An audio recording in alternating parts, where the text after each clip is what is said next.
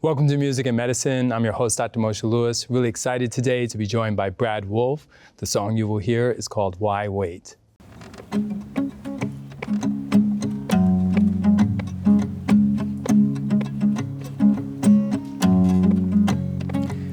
Throw a stone up high, watch it fall, wonder why we laugh, we cry on a big rock floating in the sky.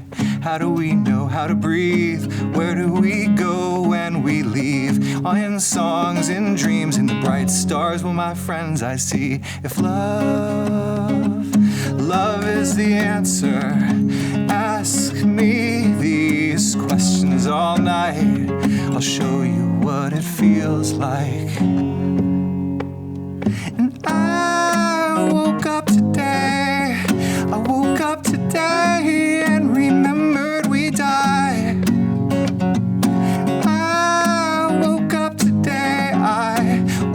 today, remembered I am alive, with no time to waste. So why wait? Why wait? We'll lay a stone below. How do I let mine go? Leaves fall, trees grow. Do you hear the ghosts of long ago? How do we let it be? Hold on and set it free. By land, by sea, who will carry my memories? If love is the answer, ask me these questions all night. I'll show you what it feels like. And I woke up today and remembered we died. And I woke up today, remembered I am alive, with no time to waste. So why wait? Why wait? Why wait? Why wait to feel my mouth on the rain? Why wait to heal, make art from the pain? Why wait to know what makes us the same before it's too late? Why wait to feel the rush of my blood? Why wait to kiss her, the woman I love? Why wait to never give up, yeah, before it's too late? Why wait?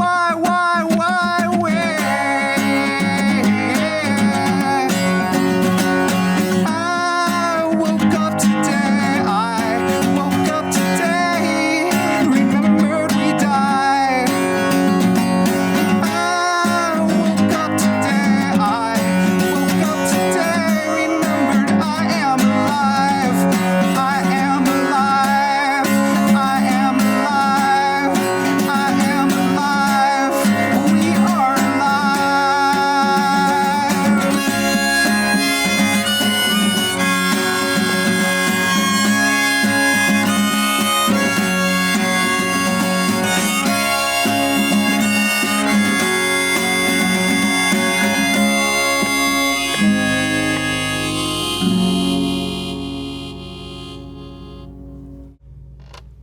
Amazing. Thank you. Wow, where to begin? I was really listening to the lyrics. I really was, especially after our kind of pre-conversation. So I've got to kind of let them get some of that backdrop. I was telling you that if there's ever been an artist, if there's ever been a cause, and we've been doing this a few years now, we're over 1,000 interviews in, Wow. that epitomizes the title of our show, Music and Medicine. It's the work that you're doing through Reimagine, helping us to reframe loss, living, love. So where I wanted to begin was just your inspiration for doing that. It sounds, some of it starts with your grandmother and then also Sara. So I want to tease those two out. Well, thanks so much for having me. Yeah, it's just so great to be here, and what you're doing is, I feel, so important, so amazing. And just so grateful. And yeah, for me, it turns out my grandparents survived Auschwitz and lived through some of the most unimaginable experiences that one could think of. And I grew up thinking a lot about mortality and loss, and why is it, how could it be that we could treat people like that, given the fact that life is brief? What with such limited time, Right. Why would we waste it on creating suffering for others? And then to see my grandparents, especially my grandma, who my grandfather passed away when I was very young, but my grandma, I saw her really live with a lot of love in her heart. So it's like, how could you go through something like that, with having your parents killed right in front of you, protecting your younger siblings, but surviving by eating just morsels of potatoes you could find in the weeds. How could you go through all that and still have love in your heart? And yet some people spend their time creating more suffering for others. So I always had these thoughts, these existential thoughts about life and death. I was quite afraid, honestly, of death, and I had nightmares about these experiences. Maybe I heard about them too early. But then my dear friend Sara was dying of cancer when I was in my early 20s, and I didn't know how to help. No one teaches you that. The only thing that I had was this guitar. Right. And so I started bringing the guitar to the hospital and playing music for Sara, and I would say it was incredible to me that it ameliorated some of her physical symptoms, but for me it also mended my own heart. Right. And so even now today, anytime I can channel that music or talk about this or this work that I'm involved in, it makes me feel, even right now, I mean, it makes me feel truly like less alone. Right. And more connected. And the question was like, how could we help everyone find their own music? Because it's not just music as that vehicle. And so some of the fears that I had around death growing up, they started falling away as I got closer to it in my own life and started seeing how there's a way to face what's hard through acts of service and acts of creativity that heal not just others, it transforms you. If I'm not mistaken, you wrote a song, Sarah's a Sunbeam. And I just want to talk at least a little bit before maybe you just maybe play a line of it, just some of the lyrics that you have in there because they're whimsical and you can see that touching her. When Sara was sick in the hospital, I saw how music actually was healing for her. There was a period where I had to leave for a couple months, and I really wanted her to have something to give her a sense of hope. And so the lyrics are like, Sarah's got a sunbeam in the palm of her hand. Sarah's got a sunbeam, and she shines it everywhere she can. And it was that she was going through something hard, but she was a light for all of us that were trying to support her. And then the song talks about the things that she wanted out of life. She's going to be a doctor. She knows all of the facts. But the best medicine is the way that she laughs. And the song kind of goes on and talks about all of her hopes and all of her dreams, because sometimes, hope is a very powerful thing for us. It gives us a direction. It kind of keeps us going. So I thought if I could give her and her community some hope, it would help her be able to process everything she was going through. Now, you've done some big projects, and I wanted to talk about the one in New York because it was so creative and yet so magnanimous. Multiple projects going on simultaneously to honor around Halloween, Dia de los Muertos and things like that, through spoken word, through art, through comedy and things like that. Just a very different take, and like you would possibly say a very positive, uplifting way to appreciate and not be so fearful of death, but also remember those that left this earth? So we started out at Reimagine, hosting, to your point, these large-scale citywide festivals called Reimagine End of Life in San Francisco, in New York. We hosted a festival in Leimert Park in Los Angeles. And these would bring tens of thousands of people together in spaces all across a city. Health systems, we'd be inside of a hospital, but we'd also be in comedy clubs, in graveyards. In New York, we had events at the 9/11 Memorial, but also in like black churches and mosques and temples. We were like community organizers, right, trying to open up dialogue with community members to where we could talk about hard things that we all face, grief, loss, serious illness, in everyday spaces. And it turns out, I didn't know that it wasn't going to be morbid, to be honest, but it wasn't. Right. Because it turns out when you open up dialogue and you use creativity as a way in, quickly conversations that seem they're about the hard things end up being about commonalities that we have, about love that's in our hearts, about challenges that we've faced, but we navigate together. And people are hungry, it turns out, to talk about some of these things that we keep kind of in our culture, right, buried and pushed in the shadows. We're all isolated around these things. So when you open the conversations up, as you do on this very podcast, I think the most connecting thing that we can really do, and I started seeing such incredible things take place, like in San Francisco City Hall, for example. We brought together buses of elders and millennials together for a dance party in City Hall. It's like, why are we not connected to our elders? We hosted an event that was like a TED Talk, but instead of it being kind of a young whippersnapper in their 30s and who'd created some company, all the speakers were in their 80s, 90s, and 100s, and they were interviewed by the moderator was like a high school girl in braces, and it was like, taking time to hear each other's stories, and that's such a gift that we don't delve into. And there's pain, and there's love, and there's loss, and it all intermeshes into this beautiful tableau that reminds us of what really matters. I also wanted to tease out your concept of connection to the earth and using a lot of those elements. It isn't all that one might think of it just being a lecture or a preaching or a video. Talk to us about how you bring that in. The tactile senses are really important, and I think something the earth teaches us is that nothing is permanent. So one of the activities that we often engage in is we help people with some colleagues of ours build sometimes these impermanent altars out of, like at the 9/11 Memorial, for example. People who had gone through that experience in New York, for the first time they opened up the grounds where we moved leaves around in patterns, and the patterns started expressing things, and you had people who had lost so many loved ones.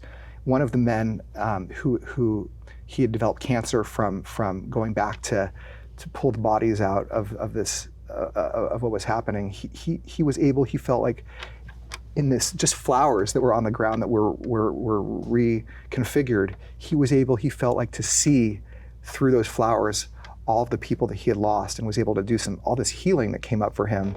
And then, an hour later, all those flowers, those elements of the earth, the wind had moved them away. And that's kind of life, So how do you honor that?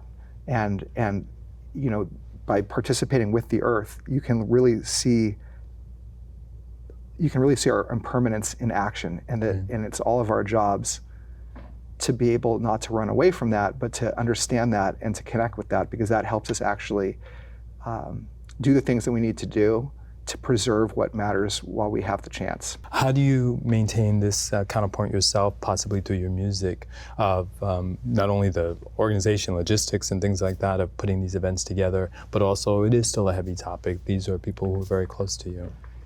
Yeah, I mean, I think for me, I'm just coming out with the three albums, the Lost, Life, and Love mixtapes, and for me, even music around hard things, that's the thing. It feels good. Right. It's like a way of working through those things, of like expressing them and turning them into something. You know, that song I played, you know, my grandma passed away at 102, and it feels so good.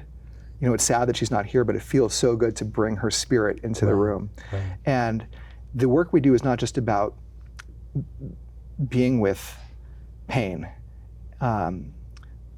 It's about transmuting and alchemizing our pain into something that's healing and purposeful for one another. And so the events that we put on start leading people on that trajectory. And so it's not morbid. Right. It's actually so life-affirming. It's like, how do we respond in a healthy way to pain? And it doesn't just have to be death. It could be like the news media, or like a war, right. or a serious diagnosis, or a breakup, or a job loss. It's like, how do we learn to respond? And the way that we typically, unfortunately, seem to be responding as a culture is not the healthiest approach to how we respond to these things. But being part of experiences every day where people are responding in small ways that are beautiful, I honestly can't think of anything that truly feels better. Sure. How did you pull all this together? You barely look over the age of 22 yourself, and this is certainly Atlas carrying the world on his shoulders. As people go through hard things, you know, when you've experienced loss, you start getting it.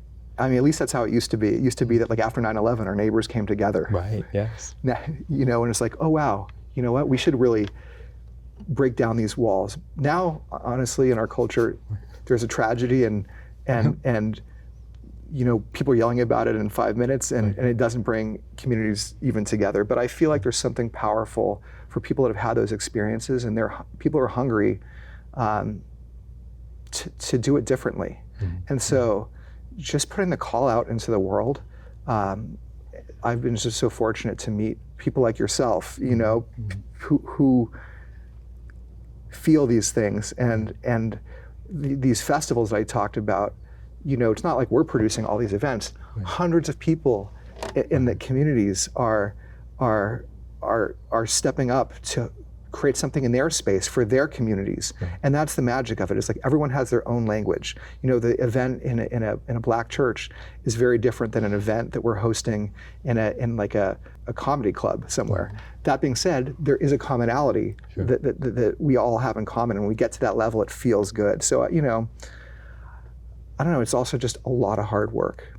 You know, it's like, it takes, if I wasn't so passionate about it, I don't know if it would happen, but I'm like, it gives my life so much meaning that I have, feels like almost endless energy to my you know, my new wife's chagrin, that I just, you know, we have a new baby, the baby goes to bed, and I'm up till 3 figuring out how we can move the needle. Tell us where we can find out more about your next project as well as Reimagine. You can go to bradwolfe.com, BRADWOLFE.com. The band's name is Brad Wolfe and the Moon, because I have a relationship with you know, things bigger than us. Sure, yeah. And Reimagine, you can find more information about Reimagine at letsreimagine.org on all the social platforms. And for at Let's Reimagine, what's so cool is that people aren't just going to events now. We've actually we're building a whole social platform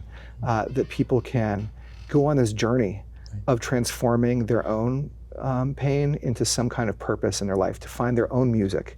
And it's not like ephemeral, like, how do I do that? It's like, we help people basically create projects. We're helping people create projects out of their pain.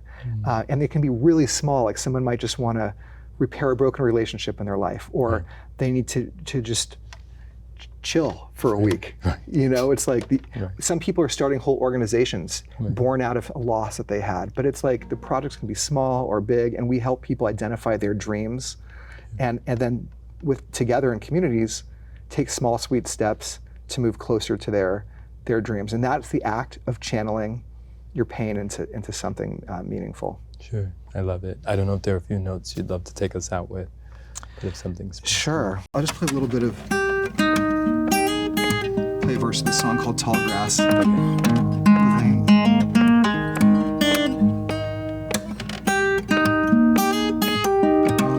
song's really about taking the time to pursue what matters and staying grounded in those things, despite all the everything swirling around All us. distractions. No telephones, TVs, and VCRs. I don't want a big house, don't want a big car. I just want to go walking and talk to myself. No telephones, TVs, and VCRs. Don't want a big house, don't want a big car. If you want to come and check your bags at the door, or I will go alone. Mirror, mirror on the wall. Life is not a fairy tale after all. Mirror, mirror, what you reflect is a life that's filled with too much regret, too much time wasting, accumulating. I am so tired of taking and taking. I'm throwing it down, throwing it down. Look, ma, no hands, I got my feet on the ground and I'm flying.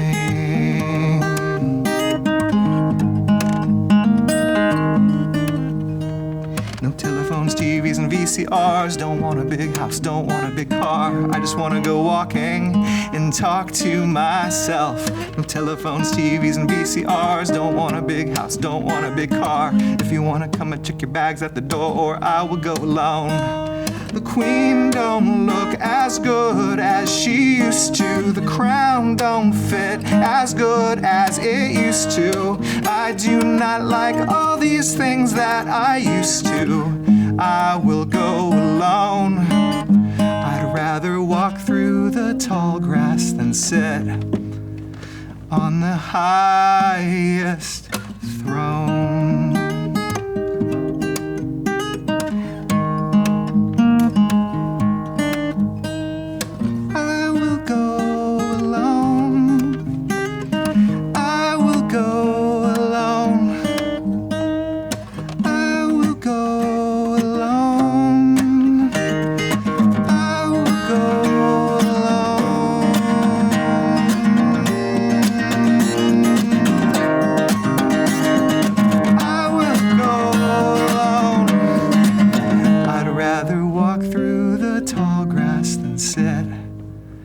On the highest throne. I love it. Brad Wolfe, thank you so much for the work you're doing. I think that it's so important. Like you said, not only it helps heal us, but also pays homage to those who've gone before us. And like you said, I love that you put in a broken relationships, it may be a job loss or other sense of loss. Something I experience all the time with a lot of the clients that I see is sort of that sense of not feeling fulfilled simply because something didn't work out.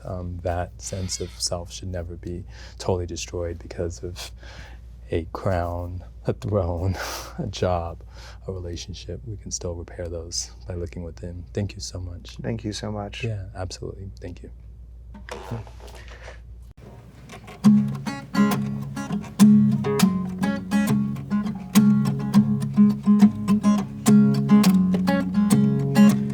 Throw a stone up high, watch it fall, wonder why.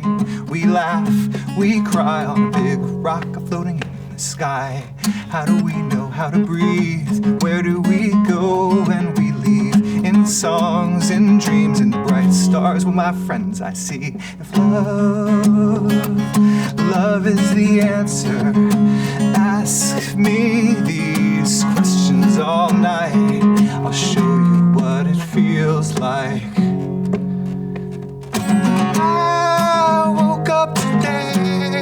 I woke up today and remembered we died. I woke up today, remembered I am alive, with no time to waste. So why wait?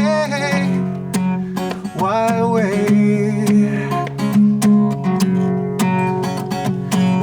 Stone below. How do I let mine go? Leaves fall, trees grow. Do you hear the ghosts of long ago? How do we let it be? Hold on and set it free. By land, by sea, who will carry my memories? If love love is the answer. Ask me these questions all night. I'll show you what it feels like. I woke up today, I woke up today and remembered we died. I woke up today, I woke up today, remembered I am alive with no time to waste. So why wait? Why wait? Why wait? Why wait to feel my mouth on the rain? Why wait to heal? Make art from the pain.